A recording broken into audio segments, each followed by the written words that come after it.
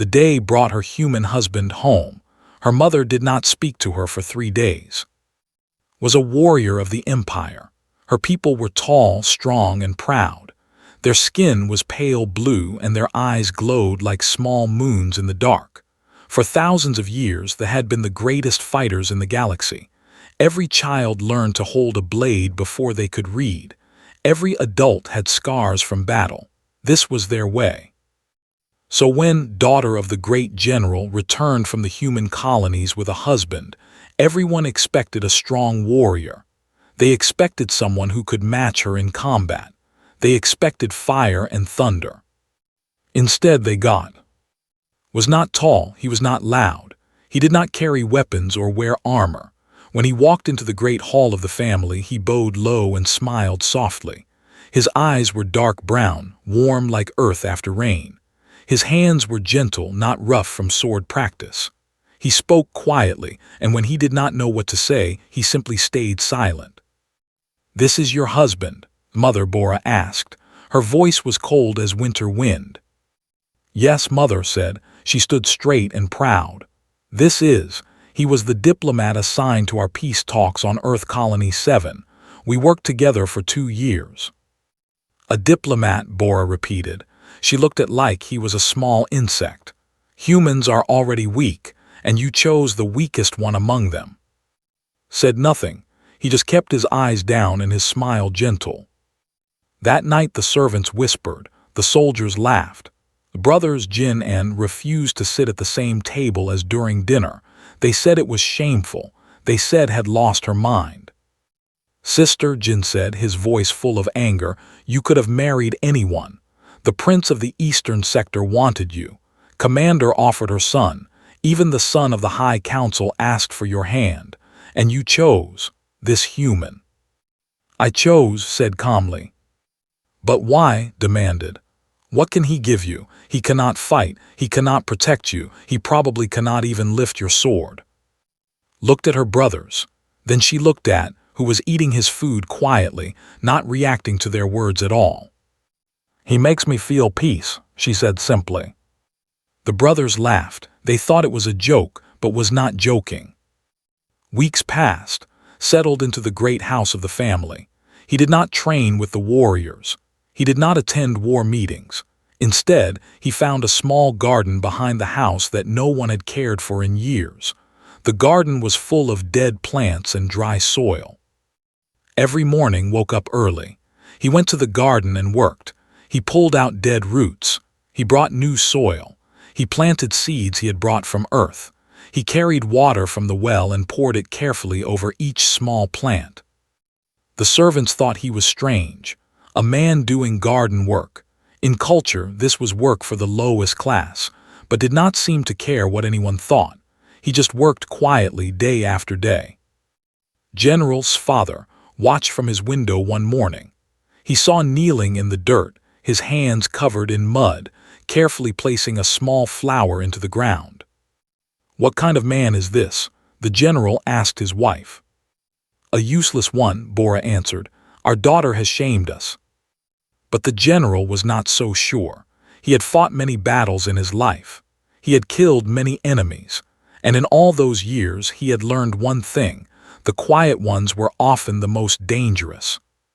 Still, when he looked at, he saw nothing dangerous. He saw a soft man with soft hands and a soft smile. Perhaps his wife was right. Perhaps their daughter had made a mistake. Months went by. The garden began to grow. Green leaves appeared. Flowers bloomed in colors no one on the planet had ever seen before. Earth flowers explained. They needed special care, but they were worth it. One evening came to the garden. She found sitting on a small stone, looking at the sunset. She sat beside him. "My family thinks you are weak," she said. "I know," replied. "They say I made a mistake marrying you." "Do you believe them?" Was quiet for a moment. She looked at his hands, the hands that had never held a weapon, the hands that grew flowers instead of taking lives. "No," she said finally, "I do not." Smiled and took her hand. They sat together as the sky turned orange and purple. "I was a soldier once," he said softly. long ago on Earth. Looked at him with surprise. He had never told her this before. "What happened?" she asked. "I put down my sword," he said. "I decided I did not want to be that person anymore. I wanted peace. I wanted to grow things instead of destroy them." "And do you miss it, the fighting?" Was quiet for a long time. The sunset faded. The stars began to appear. "No," he finally said, "I do not miss it." But noticed something in his eyes just for a moment. A shadow, something old and buried, something he did not want to remember. She did not ask more questions. She trusted him. Whatever he had been before, he was her husband now. He was the man who grew flowers and smiled gently and never raised his voice. That was enough for her. A year passed, gave birth to a son. They named him. He had his mother's blue skin but his father's dark brown eyes. He was beautiful. Held his son for the first time with tears in his eyes. Had never seen him cry before. "I will protect you," he whispered to the baby. "I will always protect you." The words were soft, but there was something in his voice, something hard as steel beneath the gentleness. Heard it, she remembered what he had said about being a soldier, and for the first time, she wondered what kind of soldier he had truly been. But life was peaceful. The war was far away, and returned to his garden the next morning, carrying baby in one arm while he watered the flowers with the other. No one knew the storm that was coming. The warning came at midnight. Was sleeping when the alarm bells rang across the city. The sound was loud and terrible, a sound that every child knew from birth. It meant only one thing: enemy attack. She jumped from her bed and grabbed her sword. Woke up beside her, his eyes alert but calm. "Stay here," said quickly. "Protect." She ran out before he could answer. The sky outside was on fire. Ships filled the darkness above, hundreds of them, black as death, moving toward the city like hungry beasts. They were raider ships from the Outer Rim. The Outer Rim raiders were the most feared pirates in the galaxy. They had no home planet. They had no laws. They traveled from world to world, taking what they wanted and killing anyone who stood in their way. For years, they had avoided space because they were too strong to fight. But something had changed. Ran to the command center where her father, General, was already giving orders. His face was hard as stone. "How many ships?" asked. 300, her father said, "maybe more." 300, that is impossible. Where did they get so many? "Someone is helping them," the general said grimly. "Someone with money and power. This is not a simple raid. This is an invasion." The battle began within the hour. Ships rose to meet the enemy. Laser fire lit up the night sky. Explosions shook the ground. Fought alongside her brothers in the streets as raider soldiers landed on the planet. The raiders were not as skilled as warriors, but there were too many of them. For every one that fell, 3 more took its place. They came like a flood that never stopped. By dawn, the outer walls of the city had fallen. By noon, the raiders had pushed into the market district. By sunset, they reached the gates of the noble houses. Fought until her arms burned. Her sword was red with enemy blood. She had killed more raiders than she could count, but still they came, still they pushed forward. "Fall back to the inner palace," General commanded through the communication device. "Protect the royal family." His heart went cold. The inner palace was where her home was, where her husband was, where her son was. She ran. The streets were chaos. Buildings burned. Bodies lay everywhere, both and raider. The screams of the dying filled the air, pushed through it all, her only thought reaching her family. When she arrived at her family's great house, she found the doors broken open. Raider bodies lay outside. Her family's guards had fought hard, but there were no guards left alive. She rushed inside. The great hall was destroyed. Furniture was broken. Blood covered the floors. Found her mother, Bora, lying near the stairs. She was badly wounded but still breathing. Mother knelt beside her. They came, so many of them, Bora whispered. Your father's soldiers, they fell, your brothers. Where are Jin and? Dead, tears ran down Bora's face. My sons are dead. Felt her heart break. Her brothers, the ones who had laughed at her, who had mocked her choice of husband, they were gone. She had not always agreed with them, but they were her blood, her family. Where is? Asked. Where is? Upstairs, the human. He took the baby upstairs. The raiders went after them. Left her mother with a group of surviving servants and ran up the stairs. Her legs were tired. Her body was covered in wounds, but she did not stop. On the second floor, she found more raider bodies. Someone had killed them, but not with a weapon. The cuts were different, cleaner, more precise. She followed the trail of bodies to the nursery. The door was locked from inside, knocked hard. It is me, open the door. Silence, then the sound of something moving. The lock clicked and the door opened slowly. Stood there holding baby against his chest. The baby was sleeping peacefully, unaware of the destruction around him. Clothes were dirty but not bloody.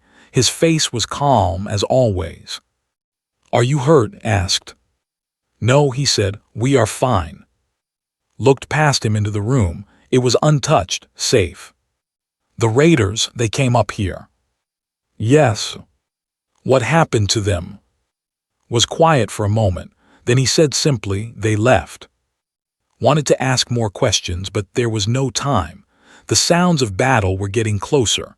More raiders were coming. We need to go to the throne room, said. It is the safest place in the palace. The walls are made of, no weapon can break them. They moved quickly through the burning halls. Led the way, her sword ready. Behind her carried, his footsteps light and silent. When they reached the throne room, they found a small group of survivors, maybe 20 soldiers and a few noble families. General was there, wounded badly but still standing. His left arm hung useless at his side. He said when he saw her, relief filled his eyes, then he saw in the baby. Good, you are all alive. Father, we cannot hold this position, said. There are too many of them. I know. The general's voice was heavy. I have sent a message to the High Council asking for help, but reinforcements will take 2 days to arrive. 2 days? We will not survive 2 hours. As if to prove her words, a massive explosion shook the palace. The throne room doors cracked. The raiders were using heavy weapons now, trying to break through. Everyone prepare for the final stand, General commanded. The soldiers formed a line in front of the doors. They knew they were going to die, but they would die fighting, as always had. Joined the line. She looked back at one last time. He stood in the corner of the room, holding their son close. I love you, she said. I love you too, he replied. The doors began to break apart. Through the cracks, could see hundreds of raiders waiting outside. Their weapons glowed with deadly energy. Their eyes were hungry for blood. The first door fell. Raised her sword. And then behind her, she heard something she had never heard before. The sound of metal sliding against metal. The sound of a blade being drawn. She turned. Had given the baby to an old servant woman, and in his hand was a sword, but not just any sword. It was a weapon unlike anything had ever seen. The blade was long and curved, made of a dark metal that seemed to drink in the light around it. His eyes were different now. The warmth was gone. In its place was something cold, something ancient, something terrifying. Stay behind me, he said quietly. His voice was the same gentle voice she knew. But the man holding that sword was not the same man she had married. He was something else entirely. Could not move. She had seen many warriors in her life. She had trained with the greatest fighters in the empire. She had killed enemies in battle and watched her brothers spar with deadly skill. But she had never seen anyone stand the way he was standing now. His body was perfectly still. His breathing was slow and even. The curved blade in his hand was held low, almost touching the ground. To an untrained eye, he looked relaxed, unprepared, but was not untrained, and what she saw made her blood run cold. There was no wasted movement, no tension in the wrong places. Every part of his body was exactly where it needed to be. This was not the stance of someone who had learned to fight. This was the stance of someone who had been born for it. As she whispered, he did not look at her. His eyes were fixed on the breaking doors. The raiders were almost through. "I asked you once why you chose me," he said quietly. "Do you remember?" "You made me feel peace," answered. "Yes." A small, sad smile crossed his face. "I have spent 10 years trying to be peaceful, 10 years growing flowers, 10 years being quiet and gentle. I thought I could leave the old me behind forever." The doors cracked louder. Splinters of wood flew into the room. "But I was wrong," continued. "Some things cannot be buried. Some things wait in the darkness, patient and hungry until they are needed again." "What are you?" asked. Finally looked at her. His eyes were the same dark brown she knew, but now they held something else, a depth of pain and violence that she had never seen before. "I am what Earth made me," he said. "I am what war made me. I am the last student of the old ways, the final keeper of a sword style that has no name." The doors exploded inward. Raiders poured into the throne room like a black wave. There were 50 of them, maybe 60, all armed with plasma rifles and energy blades, all screaming war cries. The soldiers charged to meet them. Steel clashed against energy. Bodies fell on both sides. The room became a storm of death. And in the middle of it all, walked forward. He did not run. He did not shout. He simply walked, his blade still held low, his steps unhurried. The first raider saw him and laughed. A human, with a sword, kill him. 3 raiders turned their weapons toward and fired. Screamed his name, but was no longer there. He had moved. She had not even seen it happen. One moment he was in front of the raiders. The next moment he was behind them, and all 3 raiders fell to the ground, their heads separated from their bodies. The throne room went silent. Even in the middle of the battle, everyone stopped to stare. "What?" one raider whispered. Raised his blade. In the dim light of the burning palace, the dark metal seemed to glow with a hungry light. "I gave up killing 10 years ago," he said softly. "I swore I would never take another life. I planted gardens. I watched flowers grow. I held my wife and my son, and I thought I had finally found peace." His eyes swept across the raiders. There was no anger in them, no hatred, only a deep, terrible sadness. "But you came to my home. You killed my wife's brothers. You threatened my child." He took 1 step forward. The raiders took 1 step back. "So now I will show you what humanity is capable of.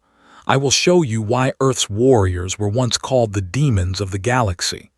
I will show you the art that my masters spent 5,000 years perfecting." He raised his blade above his head. "Forgive me," he whispered, and was not sure if he was talking to the raiders or to himself.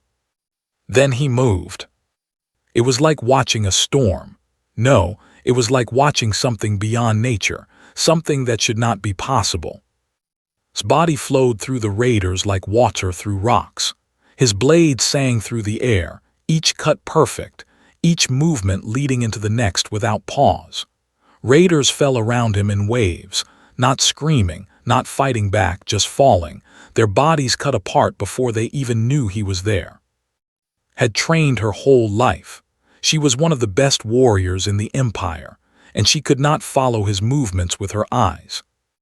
A raider fired at him from behind, tilted his head slightly, and the plasma bolt passed by his ear. His blade swept backward without him even looking, and the raider's weapon, and the hands holding it, fell to the floor. 2 raiders charged him from opposite sides. He spun between them, his blade drawing a perfect circle. They crashed into each other, already dead, their armor cut through like paper. The soldiers stopped fighting. They just watched, their mouths open, their weapons forgotten in their hands. General stood frozen. He had spent 60 years at war. He had seen the greatest fighters in the galaxy, but he had never seen anything like this. Impossible, he breathed. This is impossible. But it was not impossible. It was happening right in front of them. 10 raiders remained. They had seen what happened to the others. They knew they could not win, but they were trapped. The only exit was behind. Please, one of them begged. We surrender. We give up. Please just let us go. Stopped. His blade dripped with blood. His breathing was still calm, still even, as if he had not just killed 40 warriors in less than a minute. You will deliver a message, he said. You will go back to your leaders. You will tell them what you saw here today, and you will tell them this. He looked at the remaining raiders with eyes that held no mercy. If anyone threatens my family again, I will not stop at this palace. I will find your fleet. I will find your bases. I will find every person who ordered this attack, and I will kill them all. Not because I want to, not because I enjoy it, but because they will leave me no choice. The raiders ran. They pushed past the broken doors and fled into the burning night. They did not look back. Silence filled the throne room. Lowered his blade. The cold, terrible presence that had surrounded him faded away. His shoulders dropped. He suddenly looked tired, more tired than had ever seen him. He turned and walked back to the corner where the servant woman held baby. He took his son gently in his arms. The baby stirred, opened his eyes, and smiled up at his father. It is okay, whispered. Everything is okay now. He said it like a promise, like a prayer. Walked toward him slowly. Her legs felt weak. Her mind was still trying to understand what she had seen. She said. He looked up at her. The sadness in his eyes was deeper now. He looked like a man who had just broken something precious. I am sorry, he said. I am sorry you had to see that. Why are you sorry? You saved us. You saved everyone. I know. He looked down at the blood on his hands. But I promised myself I would never be that person again. I promised myself I would only be a gardener, a father, a husband, and now. He could not finish the sentence. Reached out and touched his face. She turned his head so he was looking at her. You are still all of those things, she said firmly. You are still the man who grows flowers. You are still the man who makes me feel peace. What you did tonight does not change that. Tears fell from his eyes. I just wanted to be normal, he whispered. I just wanted a quiet life. Pulled him close. She held him and their son together, there in the bloody throne room, surrounded by the bodies of their enemies. You will have it, she promised. After tonight you will have your quiet life, I swear it. She meant every word. But outside, the remaining raiders were running back to their ships, and they carried with them a story that would change everything. The raiders who survived that night told their story to everyone who would listen. They told it to their commanders on the fleet ships above the planet. They told it to the soldiers who had stayed behind. They told it with shaking voices and fear in their eyes. They spoke of a human who moved like smoke, a blade that cut through armor like it was made of air, eyes that held no hatred, no anger, only a cold, perfect emptiness that was somehow worse than rage. The raider commanders did not believe them at first. One human with a sword killed 50 of our best fighters. Commander slammed his fist on the table. You are cowards and liars. We are telling the truth, one of the survivors said. His name was, and he was one of the oldest raiders in the fleet. He had seen many battles. He had killed many enemies, but his hands would not stop shaking. I have fought for 30 years. I have never seen anything like that. He was not human. He could not be human.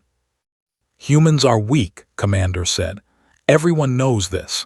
They have no warriors. Their soldiers use machines to fight because their bodies are too fragile. Then what I saw was not a human, replied, or what we know about humans is wrong.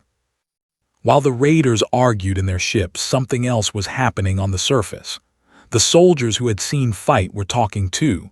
They told the servants, The servants told the merchants told travelers, and the story spread like fire across dry grass. By morning, everyone in the city knew about the human who had saved the palace. General spent the night trying to understand what he had seen. He sat in his command room, staring at nothing, playing the memories over and over in his mind. His wife, Bora, had survived her wounds.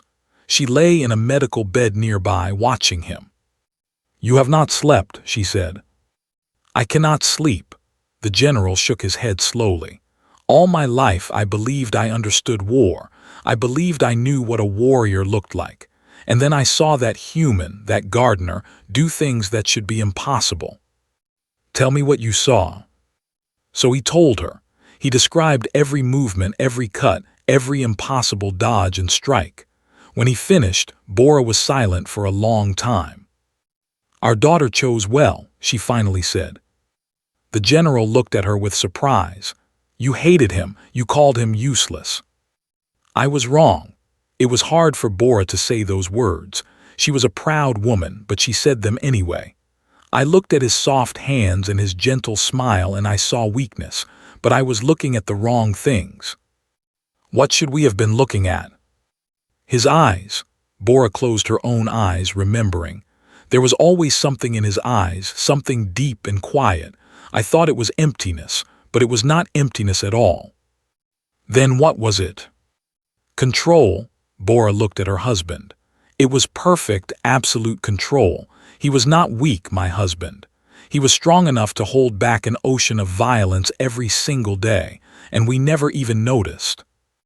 Morning came. The raider ships still filled the sky, but they had stopped attacking. They were waiting, watching, trying to decide what to do next. Found in his garden. The flowers had been trampled during the night. Many of the plants were destroyed, but was already working, clearing away the broken stems, preparing the soil for new seeds. "You should be resting," said. "I cannot rest." Did not look up from his work. "If I stop moving, I will think, and if I think, I will remember." Knelt beside him. She helped him pull out a dead plant. "What was it like?" she asked quietly, "being what you were before?" Was silent for a long moment. Then he sat back on his heels and looked up at the smoke-filled sky. "I was trained since I was 5 years old," he said. "There was a monastery on Earth, hidden in the mountains. The masters there had kept the old sword ways alive for thousands of years, even after the rest of humanity forgot them. Even after everyone thought such skills were useless in an age of starships and plasma weapons. Why did they keep training? Because they believed that true strength is not about weapons. It is about the self. They taught me to control my body completely. They taught me to move without thought, to strike without hesitation, to fight without emotion." "That sounds lonely." Smiled sadly. "It was. For 20 years the sword was my entire life. I became what my masters wanted me to be, a perfect weapon. And then when I was 25, they sent me on my first mission." He stopped, his hands closed into fists. "What happened?" asked gently. "I killed 37 people in one night. They were pirates who had kidnapped the children of a government official. I saved the children. Everyone called me a hero." His voice was bitter. "But when I looked at the blood on my hands, I did not feel like a hero. I felt like a monster." "You saved those children?" "Yes, and I killed 37 people to do it. Most of them had families too. Some of them were just following orders. Some of them did not even have weapons." He shook his head. "I asked myself, how many innocent people had I killed? How many could have been different if someone had given them a chance? And I had no answers." "So you left?" "So I left. I put away my sword. I told myself I would never use it again. I studied diplomacy. I learned to talk instead of fight. I thought I could escape what I was." He looked at with tired eyes. "And then I met you." "Do you regret meeting me?" "Never." The word came instantly, without hesitation. "You gave me something I never thought I could have. A family, a home, a reason to be gentle." From inside the house, they heard baby crying. The servant woman was bringing him outside for some fresh air. His face changed when he saw his son. The sadness faded. The tiredness remained, but underneath it was something warm and strong. When I held him for the first time, said, I made a promise. I promised that he would never have to see what I could do. I promised he would only know me as a gardener, a father, a man of peace. And now I have broken that promise. Took the baby from the servant and held him close. But I would break it 1,000 times to keep him safe. I would become the monster again. I would kill every enemy in the galaxy, for him, for you. Moved closer, she put her head on his shoulder. You are not a monster, she said. Monsters enjoy killing, you do not. How do you know? Because I saw your eyes last night. When you were fighting, there was no joy in them. Only duty, only sacrifice. Kissed the top of her head. They stood together in the ruined garden, watching their son, waiting for whatever would come next. Above them, the raider fleet began to move. Commander had made a decision. He did not believe the stories about the human. He would attack again, this time with all his forces. This time, no one would survive. But did not know that his decision had already been heard. He did not know that technology had intercepted his communications, and he did not know that had been listening. They are coming again, said quietly.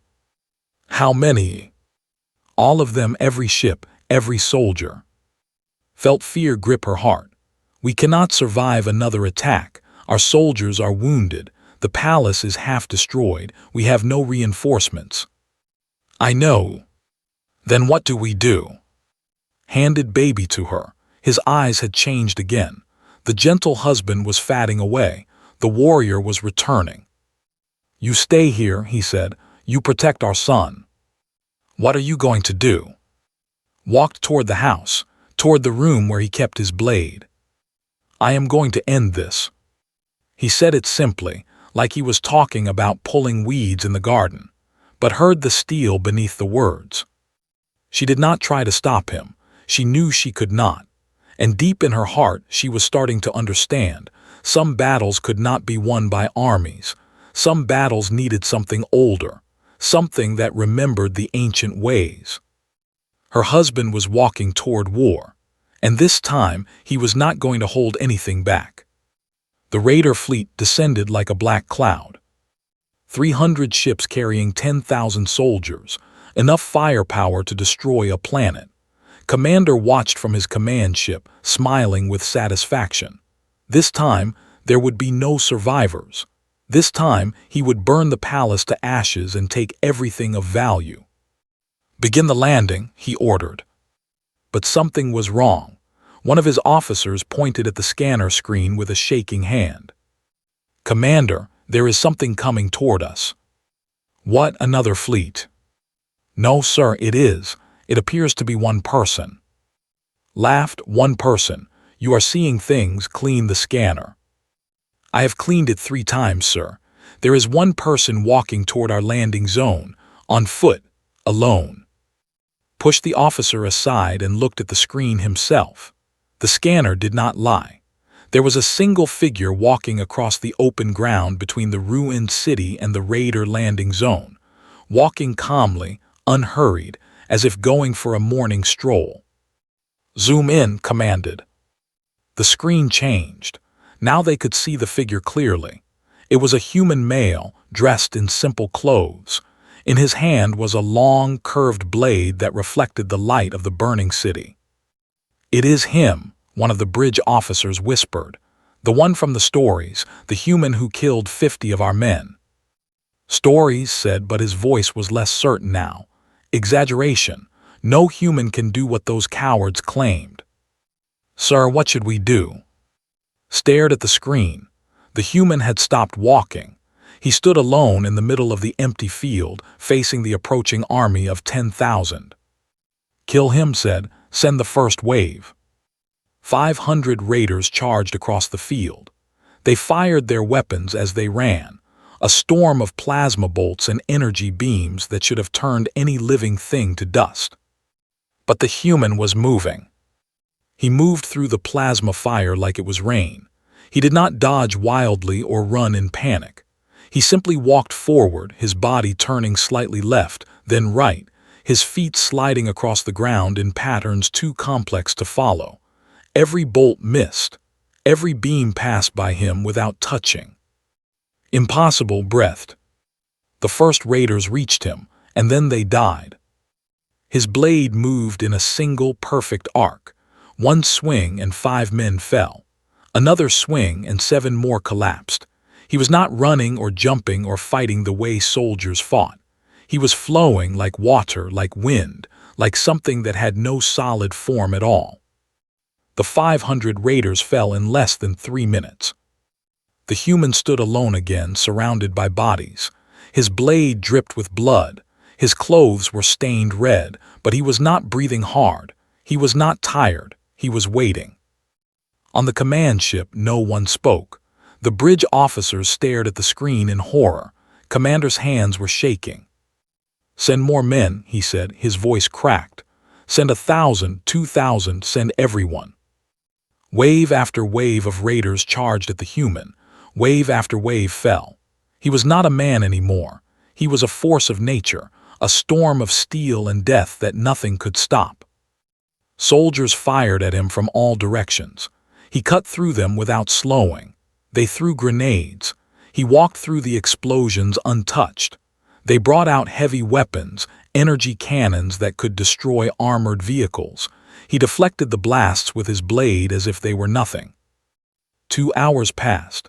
The sun rose higher in the sky, and slowly, impossibly, the raider army began to shrink. "We have to leave," one of the officers said. "Commander, we have to retreat." "No," slammed his fist on the console. "He is just one man, one human. We have 10,000 soldiers." "We had 10,000 soldiers," the officer replied. "We have 4,000 left, and he has not slowed down at all." Looked at the screen. The human was still fighting, still cutting down raiders with perfect mechanical precision. But something had changed. He was moving faster now. His blade was swinging in wider arcs. He was not just defending anymore. He was advancing. "He is coming toward the ships," someone whispered. It was true. The human had fought his way through the raider army, and now he was walking toward the landing zone where the transport ships waited. Behind him lay a carpet of bodies, thousands of raiders who had thought they could stop one man with a sword. "Get us out of here," said. Fear filled his voice now. "Get us into orbit now." The command ship's engines roared to life. Around it, the other raider ships began to rise as well. The survivors on the ground ran for the transports, desperate to escape. But the human was faster. He reached the first transport ship just as its doors were closing. His blade sang through the air, cutting through the metal hull like it was made of cloth. The ship crumpled and fell. He was already moving to the next one. Ship after ship fell under his blade. Raiders who tried to stop him died before they could even raise their weapons. The air was filled with the sounds of screaming engines and dying men. Commander watched from above as his fleet was destroyed. His army was gone, his ships were burning, and the human was still standing, still fighting, still unstoppable. "What is he?" whispered. "What are humans really?" He never got an answer. The human looked up at the command ship, looked directly at the bridge, as if he could see through the metal walls to where was standing. Then he pointed his blade upward. It was a warning, a promise, a threat. Then he turned and walked away, back toward the burning city, back toward his family. He did not look back at the destruction behind him. The raider fleet fled. Those few ships that could still fly disappeared into the darkness of space. They would never return to territory again.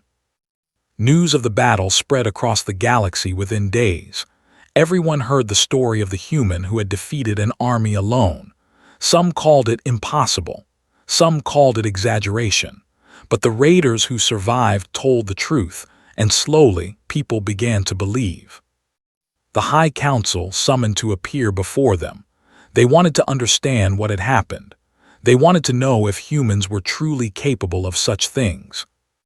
But he did not wear armor or carry his blade. He dressed in simple clothes, the same clothes he wore when he worked in his garden. He stood before the most powerful leaders in the empire and bowed politely. "We have heard reports of your abilities," the High Chancellor said carefully. "We find them difficult to believe." "I understand," replied. "Are the reports true? Did you really destroy an army of 10,000 raiders by yourself?" "I did what was necessary to protect my family." The council members looked at each other nervously. This gentle man with his soft voice and his gardener's clothes, he was the deadliest warrior they had ever encountered. "Why did you hide this power?" the Chancellor asked. Was quiet for a moment, then he said, "I did not want to be a weapon. I wanted to be a man, a husband, a father. I wanted to grow flowers and watch my son take his first steps. I wanted to live in peace. And now the galaxy knows what I am." Sadness filled his voice. "Now I can never truly be just a gardener again." He returned home that day. The palace was being rebuilt. The gardens were being replanted. Life was returning to normal. But nothing was really normal anymore. Found him sitting beside baby's crib that night, watching their son sleep. "The council has offered you a position," she said. "Commander of the Imperial Guard, the most powerful military position in the Empire. I know. Will you accept?" Reached down and touched his son's tiny hand. The baby's fingers curled around his. "No," he said. "I told them I have more important things to do." "What things?" "Tomorrow, I need to plant new seeds in the garden. The winter flowers should go in now if we want them to bloom in spring." Smiled. She sat down beside him and leaned her head on his shoulder. "The galaxy is afraid of you now," she said. "Good. If they are afraid, they will not threaten what I love. And if they forget, if new enemies come." Looked at his sleeping son. Then he looked at his wife. His eyes were gentle again, the eyes of the man she had fallen in love with. "Then I will remind them," he said simply. Outside, the stars shone bright and cold. Somewhere in the darkness, raider survivors were telling stories around campfires. Stories about the silent human. Stories about the blade that could cut through anything. Stories that would become legends, passed down through generations. And in a small garden on a blue planet, a man knelt in the dirt and planted seeds, while his son laughed and his wife smiled. He was still a gardener, he was still a father, he was still a man of peace. But the galaxy would never forget what he truly was. And that was exactly how he wanted it.